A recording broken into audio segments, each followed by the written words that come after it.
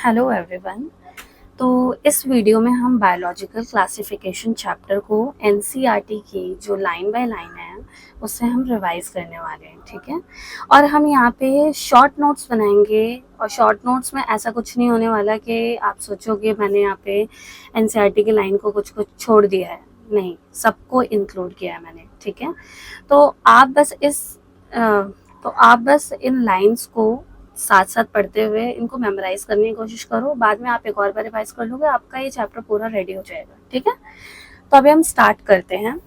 तो हम सबसे पहली चीज जो पढ़ते हैं इस चैप्टर में वो है कि अर्लीस्ट अटेम्प्ट, सबसे पहला अटेम्प्ट किसने किया था सारे ऑर्गेनल्स को क्लासीफाई करने का, है ना।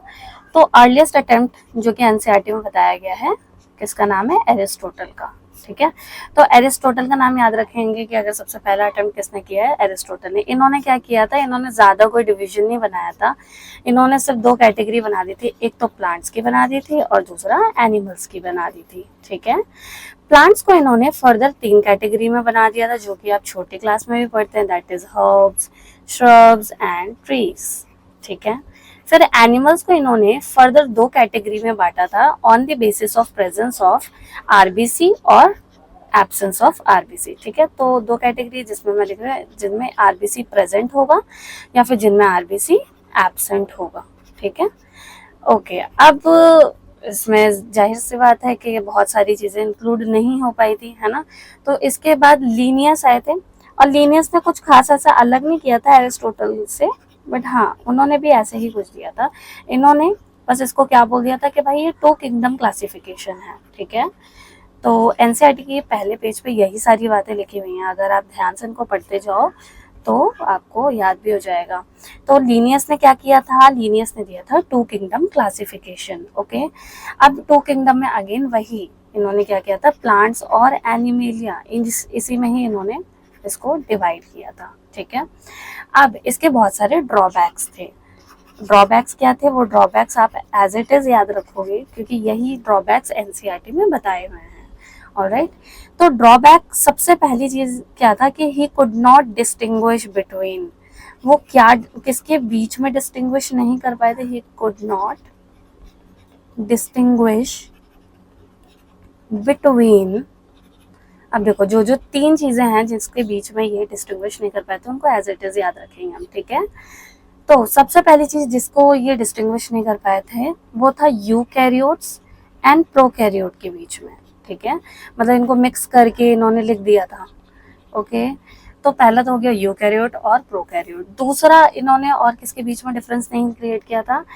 फोटोसिंथेटिक एंड नॉट फोटोसिंथेटिक के बीच में, ठीक है।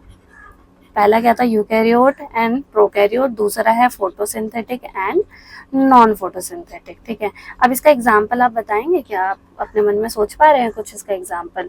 फोटोसिंथेटिक जैसे कि हो गया एल्गी, ठीक है। नॉन फोटोसिंथेटिक हो गया लाइक फंजाई, ऑलराइट। तो ये हो गया। फिर तीसरा और किसके बीच में डिस्टिंग्विश नहीं कर पाए थे? ये यूनिसेलर एंड मल्टीसेलर के बीच में, जो कि बहुत ही ज्यादा इंपॉर्टेंट है ना। इन्होंने सबको मिक्स करके कैटेगरी में डाल दिया था। तो ये तीन ड्रॉबैक हैं इसके, तो आप इसको ऐसे ही याद कर लेंगे, ओके। नेक्स्ट, अब इसके बाद हमें मतलब जब क्लासिफाई किया जा रहा था तो उसके बाद फील हो रहा था कि भाई और भी चीज़ें इंक्लूड करने की ज़रूरत है क्लासिफाई करने से पहले, मतलब कि हमें क्लासिफिकेशन के लिए कुछ फीचर्स इंक्लूड करने पड़ेंगे, ठीक है। तो वो क्या फीचर इंक्लूड करने पड़ेंगे पहले ज़रा वो देख लो। So there was need felt for मैं ऐसे लिखती हूँ टू इंक्लूड फीचर्स। अब उन फीचर्स को आप याद करो कौन से फीचर्स हैं, ठीक है। तो अब देखो सबसे पहला फीचर है सेल वॉल, है ना, कि सेल वॉल है या नहीं है। दूसरा सेल स्ट्रक्चर, किस तरीके का सेल स्ट्रक्चर है उसका, ठीक है। तीसरा हो गया हमारा mode of nutrition, mode of nutrition कैसा है उसका, क्या ऑटोट्रॉफिक है, क्या हेटेरोट्रॉफिक है, इस टाइप का है। फिर नेक्स्ट हो गया मोड ऑफ रिप्रोडक्शन, है ना, सेक्सुअल करते हैं, ए सेक्सुअल करते हैं, किस तरीके से, क्या है। नेक्स्ट इज हैबिटेट, कहाँ पे पाए जाते हैं, कहाँ पे पाए जाते हैं। Next and last is very important, इसको मैं ऐसे लिखती हूँ, इवोल्यूशनरी रिलेशनशिप। ठीक है। नेक्स्ट, अब इसी के बाद हम एक टेबल पढ़ते हैं एनसीईआरटी में जो कि दी हुई है। उस टेबल को मैंने यहाँ पे कॉपी कर लिया था, अभी आप देखो। अब इस टेबल को पढ़ने से पहले हम आर.एच. व्हिटेकर के बारे में जानते हैं। तो इसके बाद हम पढ़ते हैं कि 1969 में आर.एच. व्हिटेकर ने 5 किंगडम क्लासिफिकेशन दिया था। मतलब उन्होंने जितने भी ऑर्गेनिज्म थे उनको 5 बड़े बड़े किंगडम बनाए और उसमें डाल दिया था। ठीक है, तो ये चीज़ याद रखना है। 5 किंगडम क्लासिफिकेशन किसने दिया था? आर.एच. व्हिटेकर ने इन 1969। ठीक है। नाउ अब 5 किंगडम क्लासिफिकेशन उन्होंने कौन से बेसिस पे किया था वो भी जानना है। ठीक है, तो अभी हम यहाँ पे लिखते हैं कि ऑन द बेसिस ऑफ किस बेसिस पे इन्होंने डिवाइड किया था, ये इंपॉर्टेंट है, याद रखना। ऑलराइट, अब देखो, सबसे पहला इनका था कि सेल स्ट्रक्चर। ठीक है, cell structure. Next is mode of nutrition,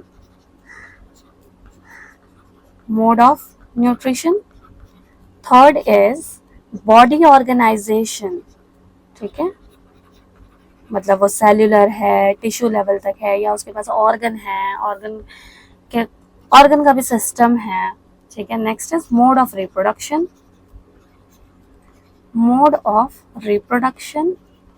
next is phylogenetic relationship.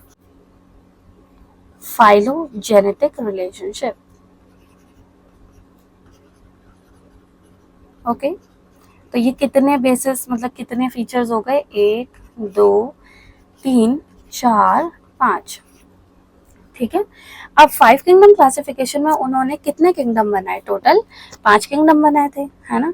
तो उनके नाम क्या क्या हैं? देखो, सबसे पहला जो था वो था मोनेरा, है ना।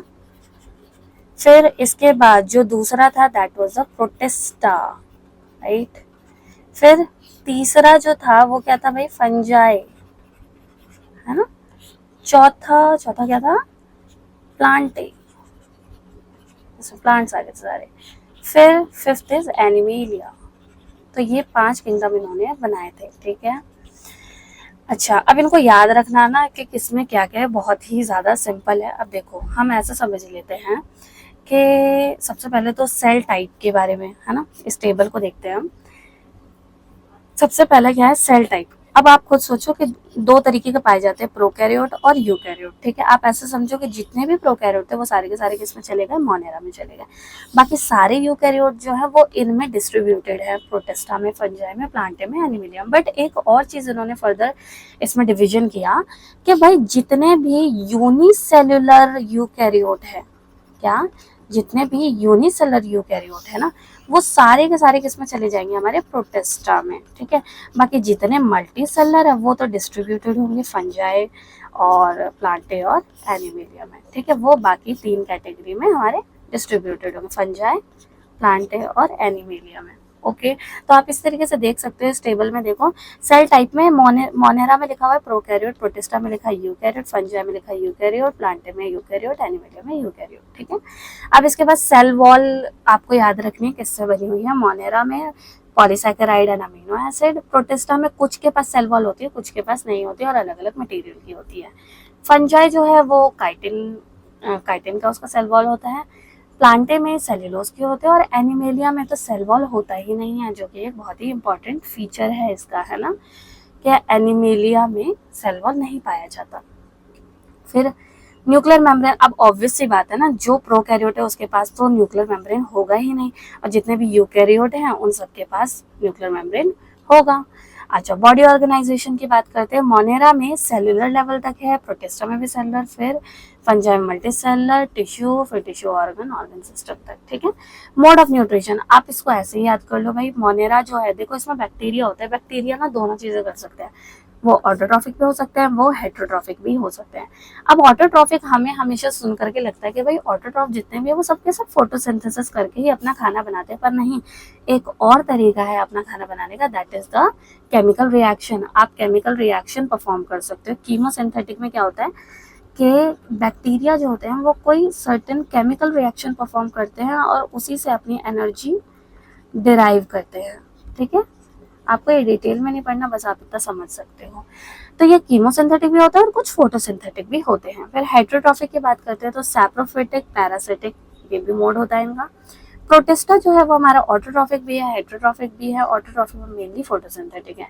फिर हाँ, प्लांटे में देखो आप सिर्फ और सिर्फ क्या है, ऑटोट्रॉफिक है, और फंजाई में सिर्फ और सिर्फ हेटेरोट्रॉफिक है। एनिमेलिया में हमारा सिर्फ और सिर्फ हेटेरोट्रॉफिक दिख रहा है, जिसमें होलोजोइक और सैप्रोफिटिक लिखा हुआ है। ओके, नेक्स्ट, अब इसके बाद बात करते हैं। तो अभी हमने ये पढ़ लिया भाई आर.एच. व्हिटेकर ने 1969 में 5 किंगडम क्लासिफिकेशन दिया था। किस बेसिस पे दिया था हमने वो देख लिया, और किस में बांटा था हमने ये भी देख लिया, और हमने टेबल के थ्रू इसके फीचर्स भी हमने समझ लिए। ठीक है, अच्छा, अब एनसीईआरटी में ये भी बताया गया है कि फर्दर अगर आप हायर क्लास में जाओगे ना, और अगर आप यही सब्जेक्ट पढ़ते हो, तो आप पढ़ोगे कि मोनेरा को फर्दर 2 और डोमेन में बांटा गया है। मतलब मैं यहाँ पे बस 2 डोमेन लिख देती हूँ, ऐसे किस में बांटा गया वो नहीं पढ़ना आपको। तो अगर इसको फर्दर 2 डोमेन में आप देख लोगे तो वो फिर बाद में क्या बन जाता है, 6 किंगडम क्लासिफिकेशन बन जाता है। पर अभी आपको सिर्फ क्या पढ़ना है, 5 किंगडम क्लासिफिकेशन पढ़ना है। ठीक है, तो ये हमें नहीं पढ़ना है 6 किंगडम क्लासिफिकेशन। नेक्स्ट, अब जब इन्होंने 5 किंगडम क्लासिफिकेशन बनाया था तो उसकी वजह से क्या हो गया था, बहुत सारे ऑर्गेनिज्म ऐसे थे जो किसी किंगडम में एक साथ पड़े हुए थे तो वो अलग हो गए, और कुछ ऐसे थे जो भाई अलग थे वो एक साथ आ गए। खैर, पर यहाँ पे एनसीईआरटी में हमें बताया गया कि इस किंगडम ने कुछ ऑर्गेनिज्म को एक साथ ले आया था सेम किंगडम के अंदर। ठीक है, तो उनके एग्जाम्पल दिए जो कि आपको याद रखने। सो इट ब्रॉट टुगेदर, अब ये किनको साथ ले आया था हम जरा वो देख लेते हैं, है ना। तो सबसे पहली चीज कि ये प्रोकैरियोटिक बैक्टीरिया, ठीक है, prokaryotic bacteria plus blue green algae. अब देखो भाई, ब्लू ग्रीन एल्गी जो है इसी को हम क्या बोलते हैं, साइनोबैक्टीरिया, है ना। तो इन दोनों को ये एक ही किंगडम में ले आया था, दैट इज मोनेरा। फिर उसके बाद दूसरा एग्जांपल दिया हुआ है एनसीईआरटी में, unicellular plus multi cellular organism को भी ले आया था एक साथ। जैसे कि इसके एग्जांपल इसने दिया है, यूनिसेल्युलर का एग्जांपल इसने दिया है क्लेमाइडोमोनास। ओके, क्लेमाइडोमोनास, क्या आप रिकॉल कर सकते हैं क्लेमाइडोमोनास आप कहाँ पे पढ़ते हैं। और मल्टी सेल्युलर हो गया हमारा, इसका एग्जांपल दिया है स्पाइरोगायरा। तो ये इन दोनों को सेम, ठीक है। अच्छा, नेक्स्ट करते हैं, और किसको ये साथ में ले आया था, क्लेमाइडोमोनास प्लस क्लोरेला को। ठीक है, तो क्लेमाइडोमोनास और क्लोरेला को भी ये ले आया था। और ये पहले किसमें था, ये पहले था क्लेमाइडोमोनास, पहले किसमें था, प्लांट्स में था, है ना, plants, due to presence of cell wall. Alright, अब नेक्स्ट पढ़ते हैं, एक और एग्जांपल दिया है which is the paramecium and amoeba. ठीक है, अच्छा, क्लेमाइडोमोनास और क्लोरेला को ये किसमें ले आया था, प्रोटिस्टा में ले आया था। और पैरामीशियम और अमीबा इसको भी ये प्रोटिस्टा में ही ले आया था। ठीक है, पैरामीशियम प्लस अमीबा, ये पहले किसमें थे, ये पहले एनिमल में थे, एनिमेलिया में थे। ठीक है, तो earlier placed in animalia kingdom. Alright, चलो अब नेक्स्ट हम पढ़ते हैं, अब हम सबसे पहला किंगडम पढ़ने वाले, दैट इज द मोनेरा। ठीक है, तो मोनेरा को अब हम पढ़ेंगे, यहाँ पे मैं हेडिंग डालती हूँ इसकी नेक्स्ट पेज पे, मोनेरा। ठीक है, अब यहाँ पे कुछ इंपॉर्टेंट लाइन दी हुई है एनसीईआरटी में, देखो आप साथ साथ ये पढ़ो, याद करो, फिर जब आप एनसीईआरटी की रीडिंग लगाओगे ना तो आपको कुछ समझ में आएगा कि यहाँ पे कुछ भी छूटा नहीं है।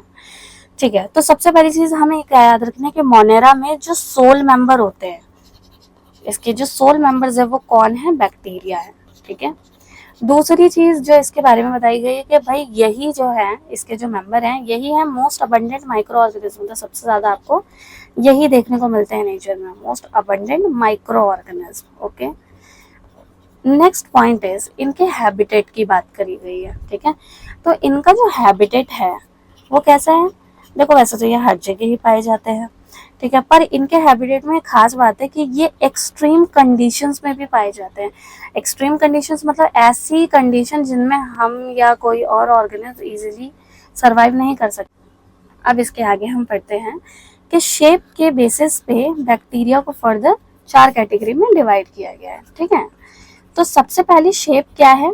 सबसे पहली शेप है स्फेरिकल, ठीक है। जो भी स्फेरिकल शेप के बैक्टीरिया होते हैं उनको हम कोकस बोलते हैं, ठीक है।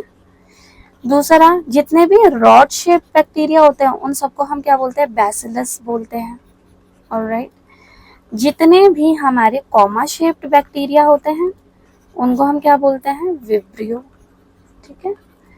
नेक्स्ट, जितने भी हमारे स्पाइरल शेप्ड होते हैं उन सबको हम क्या बोलते हैं? स्पाइरेला, ठीक। तो ये आपने याद कर लिया। अब इसके बाद कुछ बातें बताई गई हैं बैक्टीरिया के बारे में, मैं यहाँ पे लिखती हूँ, ठीक है। कि बैक्टीरिया का स्ट्रक्चर जो है, bacterial structure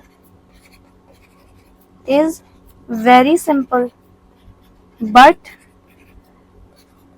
their behaviour is very complex. ये लाइन बहुत इंपॉर्टेंट है, काफी बार पूछी भी गई है। इज वेरी कॉम्प्लेक्स, मतलब स्ट्रक्चर तो सिंपल है पर इनका बिहेवियर बहुत ज़्यादा कॉम्प्लेक्स है। दूसरी चीज़ जो इसके बारे में इंपॉर्टेंट है कि ये बहुत ही ज़्यादा एक्सटेंसिव मेटाबॉलिक डाइवर्सिटी शो करते हैं।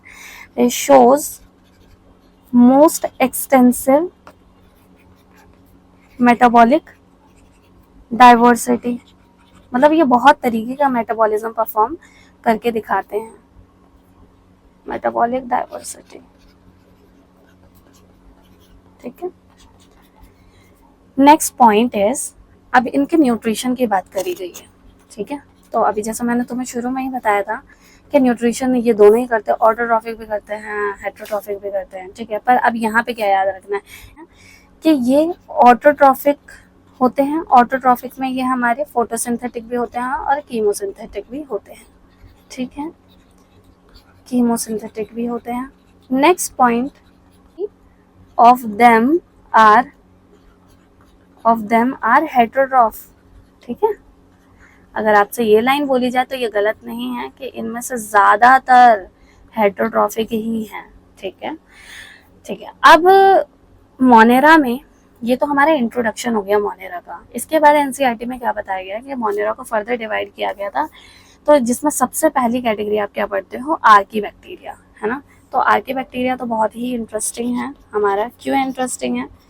क्योंकि भाई यही है वो कैटेगरी वाले बैक्टीरिया, हर जगह मतलब बहुत एक्सट्रीम कंडीशंस में भी ये पाए जाते हैं, ठीक है।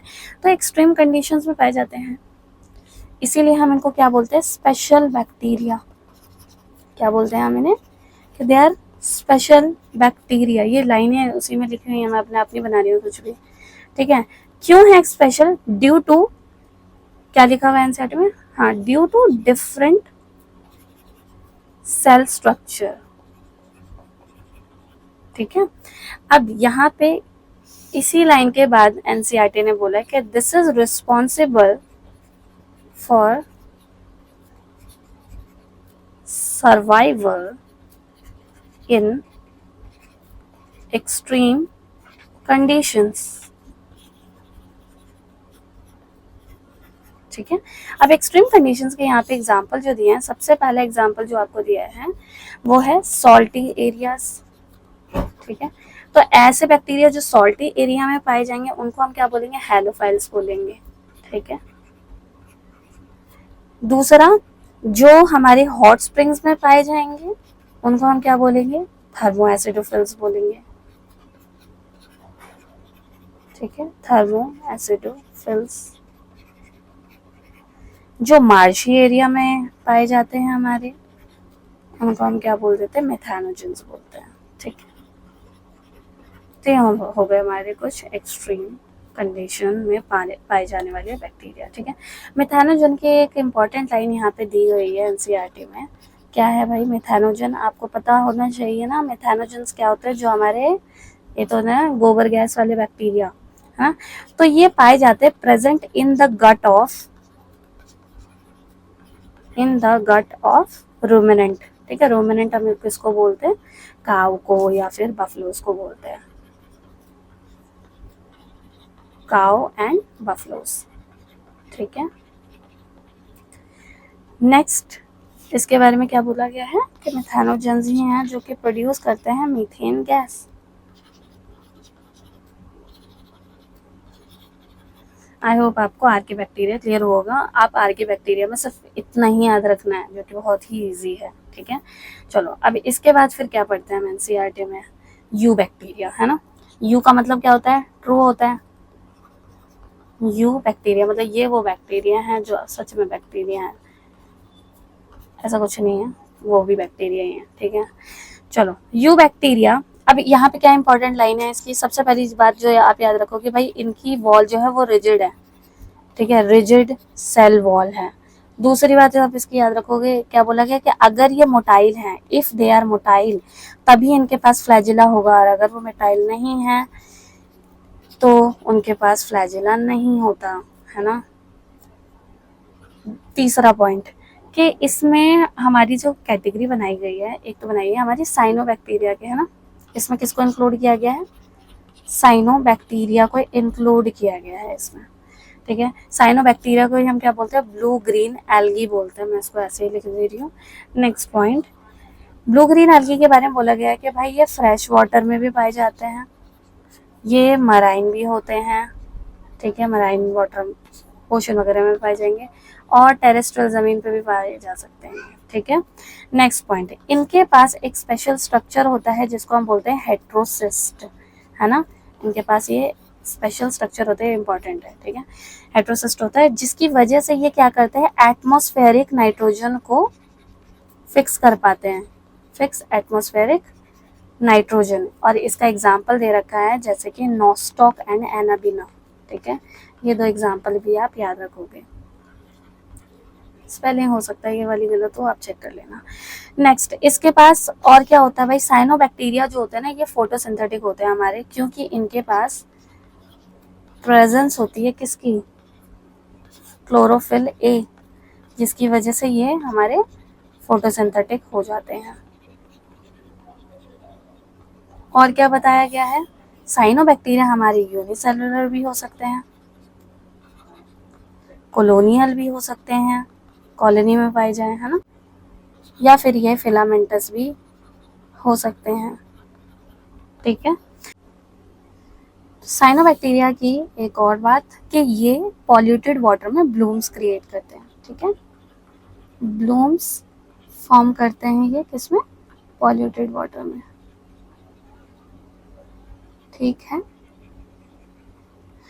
अब यू बैक्टीरिया में एक तो साइनोबैक्टीरिया इंक्लूड किया गया था जो कि हमारा फोटोसिंथेटिक ऑटोट्रॉफ होता है, और एक और बैक्टीरिया की कैटेगरी आ जाती है जो कि हमारी कीमोसिंथेटिक ऑटोट्रॉफ होती है, ठीक है। तो कीमोसिंथेटिक ऑटोट्रॉफिक बैक्टीरिया, ठीक है। अब इनके बारे में बस आप ये याद रखो,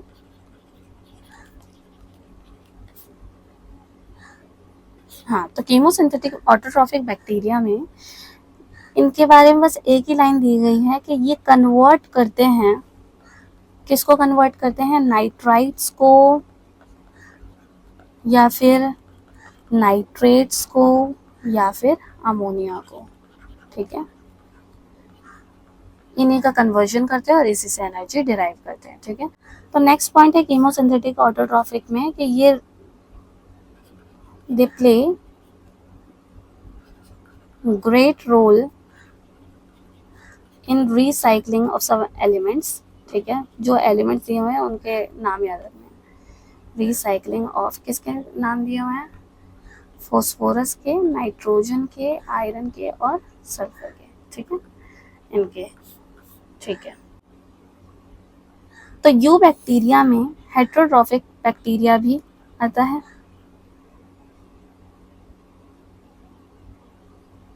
तो यू बैक्टीरिया में हेट्रोट्रॉफिक बैक्टीरिया भी आता है, ठीक है। तो हेट्रोट्रॉफिक के बारे में आपने ये बात तो जान ली कि भाई ये मेजॉरिटी होते हैं, है ना, और इसमें हमारे ज़्यादातर कौन आते हैं, डिकम्पोजर्स आते हैं, ठीक है, जो कि डेड एंड डिके पे फीड करते हैं, है ना, सैप्रोफिटिक होंगे वो नेचर में। ओके, हेट्रोट्रॉफिक बैक्टीरिया के बारे में ये भी लिखा हुआ है कि भाई ये हमारे ह्यूमन वेलफेयर में भी बहुत ज़्यादा हेल्पफुल हैं, तो helpful in human welfare. Next, अब इन्हीं में कुछ ऐसे होते हैं जो हमारे लिए पैथोजेनिक होते हैं, इस वाले पॉइंट को मैं नेक्स्ट पेज पे लिखती हूँ। ठीक है, मैं यहाँ पे लिखती हूँ हेटेरोट्रॉफिक बैक्टीरिया में some of them are pathogenic.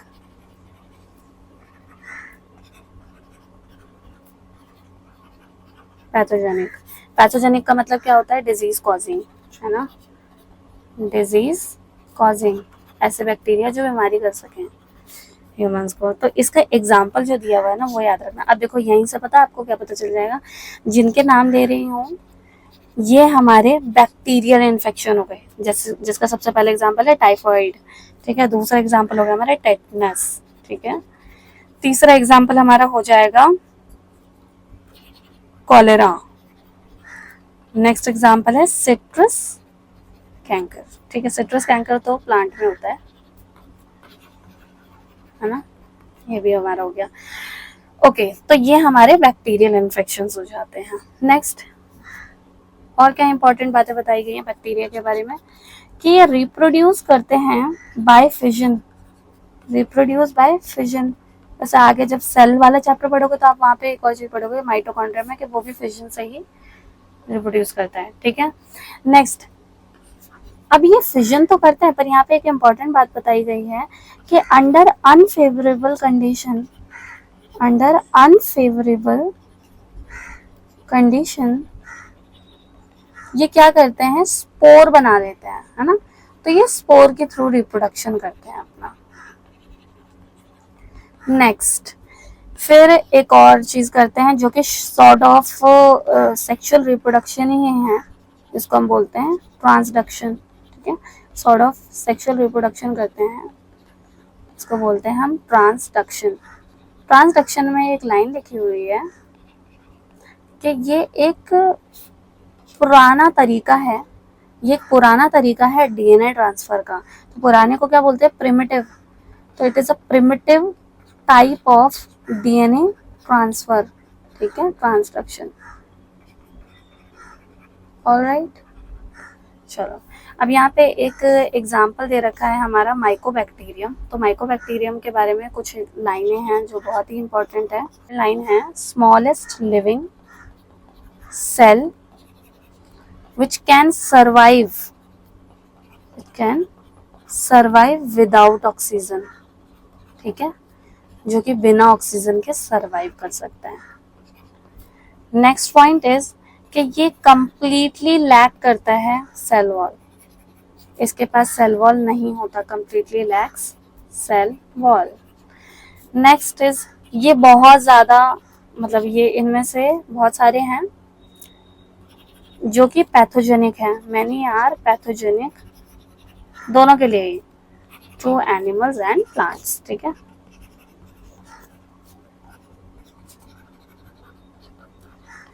तो यहाँ पे हमारा मोनेरा खत्म होता है, नेक्स्ट स्टार्ट होगा प्रोटेस्टा, ठीक है।